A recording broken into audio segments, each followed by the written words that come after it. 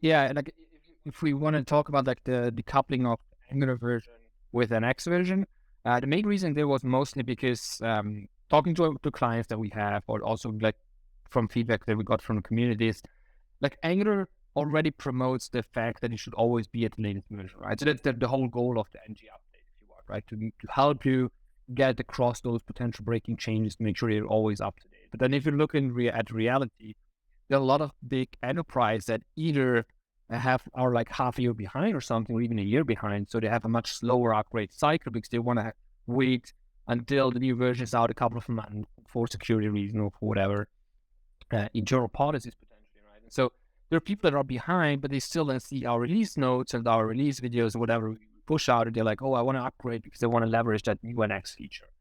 But up until like before we decoupled the versions with Angular and NX, what happened is that they couldn't, right? They were kind of stuck there. And even though they wanted to use a new NX feature, they could try to patch it up and make it work, but there was no guarantee from our side, right? And so that's why we started thinking about, hey, what could we do there, right? And so we started looking into how we could potentially decouple the Angular specific version from an X specific version.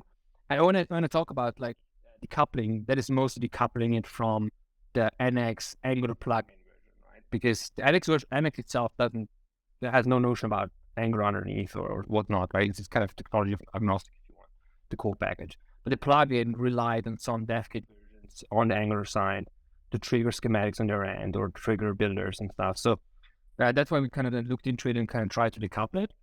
And I think with this version now, we now support all Angular LTS versions. So meaning if you are even on version 14, if I remember properly, of Angular, you can still upgrade today to Angular 6, to NX 16, and it would work, right? So you can opt out from automated migrations. You can safely upgrade NX, benefit from some new features, maybe speed improvements that we have, or even just patches and stuff that we push out, and then upgrade later when you're ready.